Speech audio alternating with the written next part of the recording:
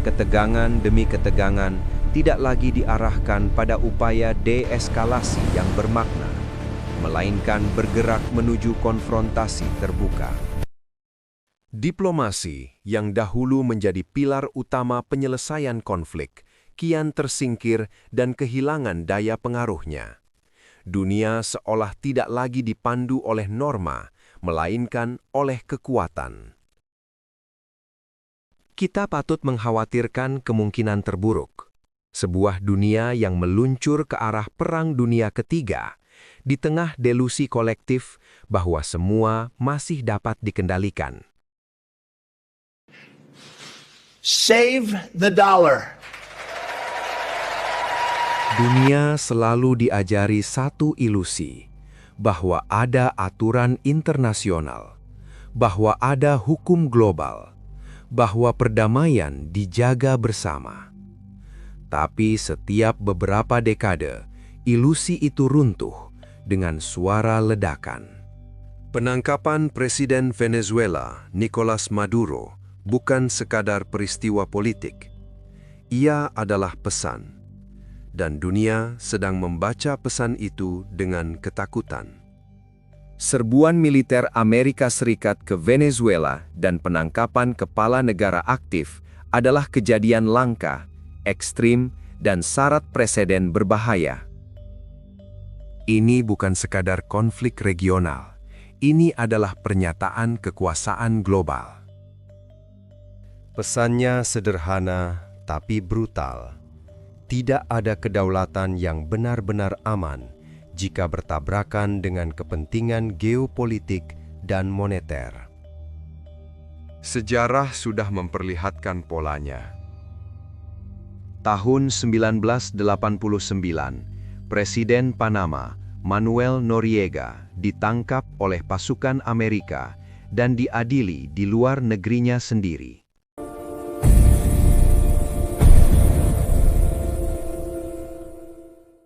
Tahun 2003, Irak diserbu, dan akhirnya Saddam Hussein ditemukan, ditangkap, diadili, dan dieksekusi.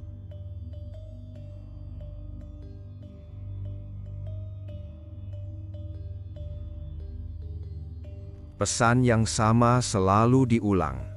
Siapapun yang melawan sistem dominan global akan berakhir sendirian.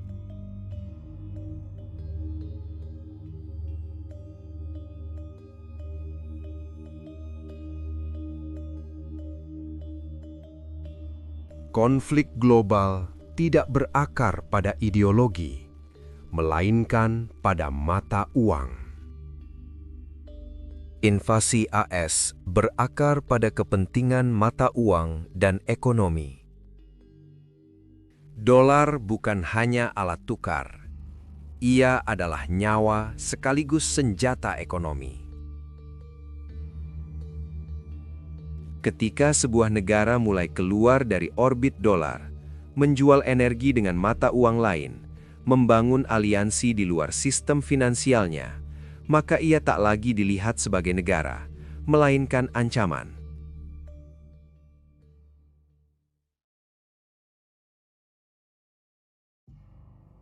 Inilah bagian paling berbahaya.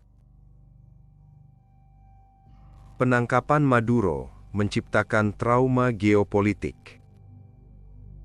Setiap kepala negara di dunia hari ini mulai bertanya, jika itu bisa terjadi pada mereka, apakah saya berikutnya?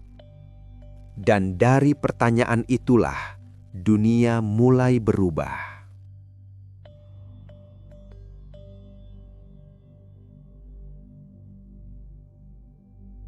Respons alami negara bukanlah diplomasi, melainkan persenjataan. Anggaran militer naik, aliansi militer diperkuat, rudal diperbanyak, sistem pertahanan dimodernisasi. Bukan untuk menyerang, tetapi karena rasa takut. Ketika satu presiden berhasil, presiden lain menjadi mungkin. Isu Greenland, Iran, dan kawasan strategis lain Dunia memasuki fase baru, di mana kekuatan militer lebih dipercaya daripada hukum internasional. China, Rusia, dan Iran mengerahkan kapal perangnya untuk mengikuti latihan militer bertajuk Will for Peace yang digelar di Afrika Selatan pada 9 hingga 16 Januari 2026. Apakah ini berarti Perang Dunia Ketiga pasti terjadi?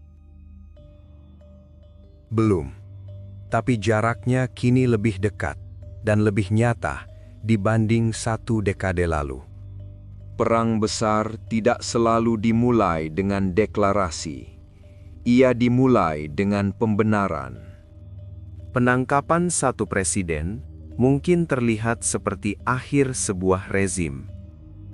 Namun bagi dunia, ini bisa jadi awal dari era yang jauh lebih berbahaya.